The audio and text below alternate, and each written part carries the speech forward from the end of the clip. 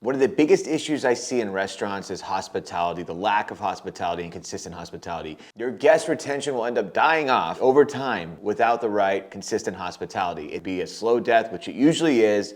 It's like a gas leak or black mold. It takes a long time, but eventually the results are lethal. But I want to talk about something else that's missing in restaurants, and that is upsells, because your restaurant is a business. And it blows my mind to see restaurants all the time that do zero or minimal upselling.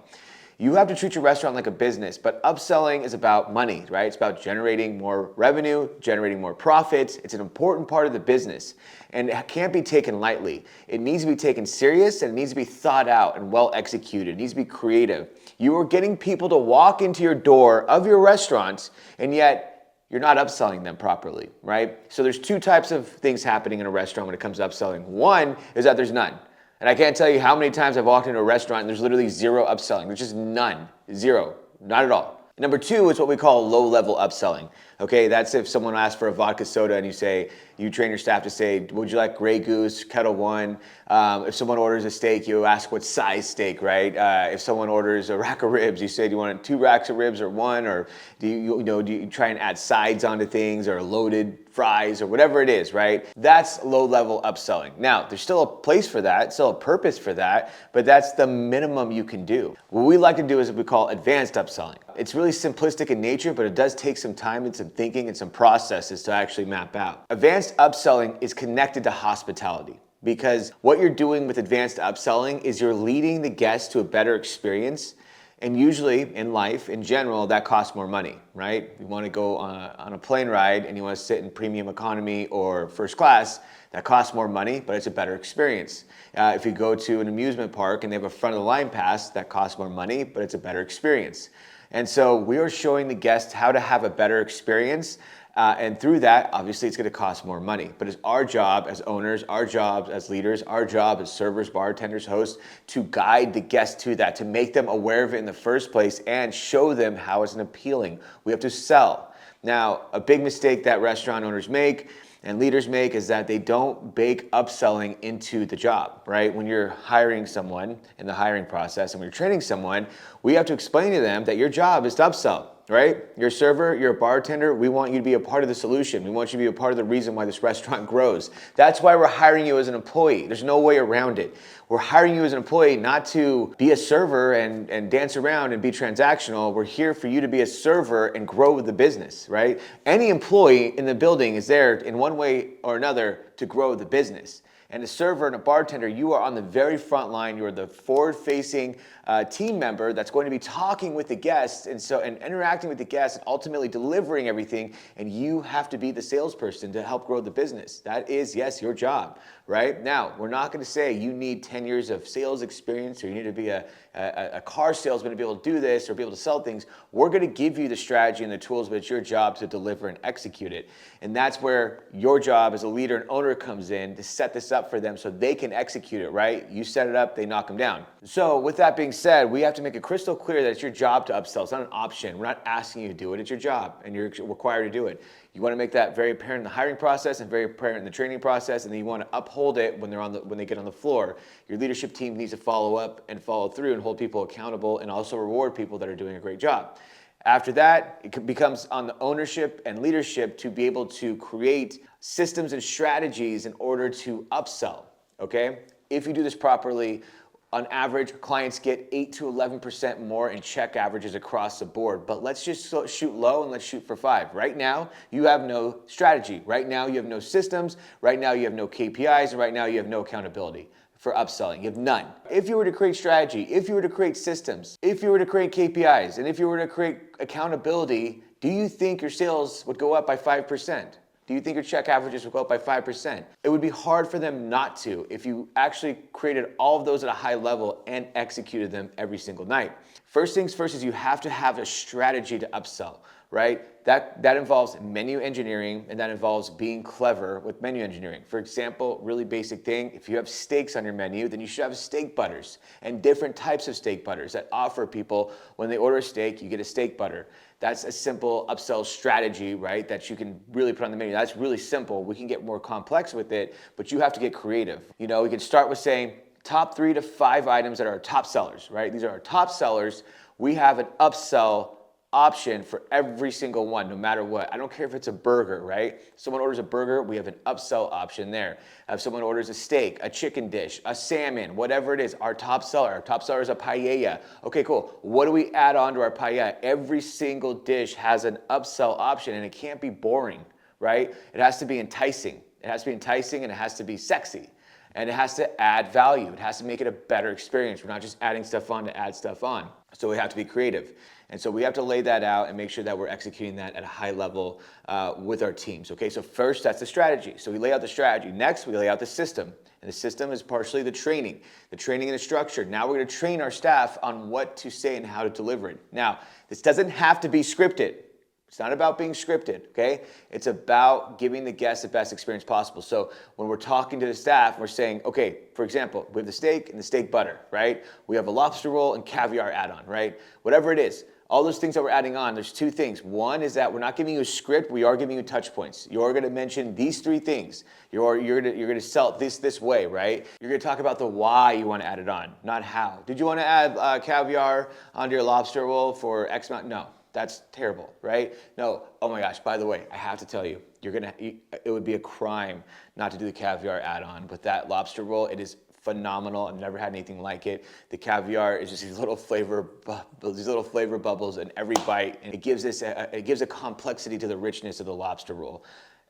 I would just highly recommend trying it. If not, totally cool. But I highly recommend it, right? Just little things like that to add on and just touch points. Talk about the way it tastes. Talk about the flavor profile. Talk about why it pairs well, whatever. 3 different things. And now you have to set this up on your own.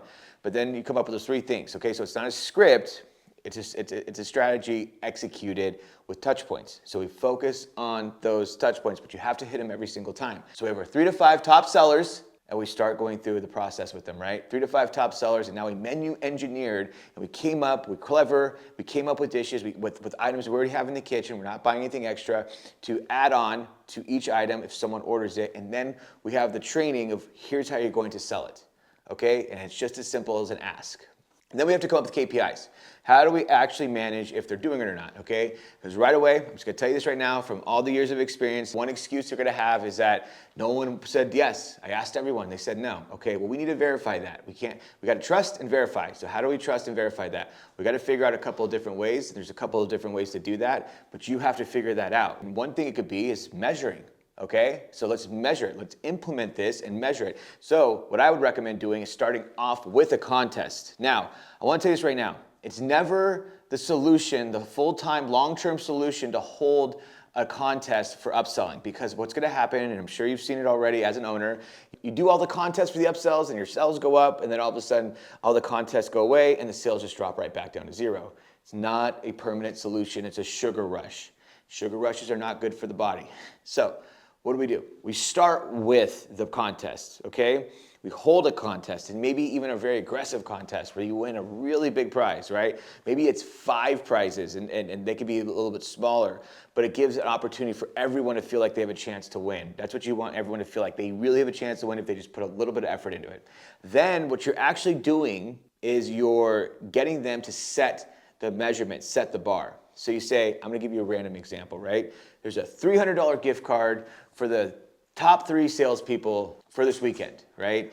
We can base it off of sales, we can base it off of percentages, whatever it is, so that way AM, PM doesn't matter, right? Everyone can participate. Obviously, if you work at night, you're gonna have more sales, but we can do it off percentages, whatever it is. But we want everyone to participate, and the top 3 people, top 5 people get a $300 gift card. It's a lot of money, right? A lot of money to invest in this, but it's investment. I'll show you why. So then you get everybody going crazy in the restaurant. They're all upselling. They're all excited. What they're doing is they're setting their own markers. They're setting their own benches, right? So suddenly you're going to say, we had this upsell strategy. We implemented it. Now we did the contest. And now that we've had this contest, all of a sudden people's sales shot up, right? Let's say we had upsell number 1. And upsell A and upsell B. And everyone at least, right, sold an average of 25% of upsell A and 20% of upsell B. Average, right? Check averages go up by 25 to 20% in those categories, just those categories alone. So now we've set a benchmark, okay, over the weekend. We see that people can actually sell this much. It's possible, totally possible when they're doing it, when they're motivated, because the reason they're not doing it right now is because they're not motivated. So now that you motivate them with money, now you see what the benchmark is. They've said it, right? Oh, my name's Preston. I tried my best in the sales contest. I might have even won. I sold 20 upsells in one night, right? Versus 0 the weekend before. So I sold 25 in one night. I just set that benchmark. Now you have that benchmark. So you're saying, okay, Preston, your benchmark's 25 now. You can upsell 25 times in one night. Now, we're not saying you need to sell 25. We're saying we know the benchmark's 25. So if you hit 10, 15, okay, cool. We would like you to hit 20 or over 25 to be successful. But 10 or 15, totally acceptable. If you hit 5, if you hit 0, we have to start having a conversation, because that's an effort thing, right? It's not everyone saying no. That's an effort thing. If you're selling 0, that's a problem, because that's proof that you're either not asking or not asking enough. You're just randomly asking. But you're telling me right now, you served 40 tables over the weekend and 25 of them bought the upsell. And then the very next weekend, 5 to 0 bought the upsell or participated in the upsell.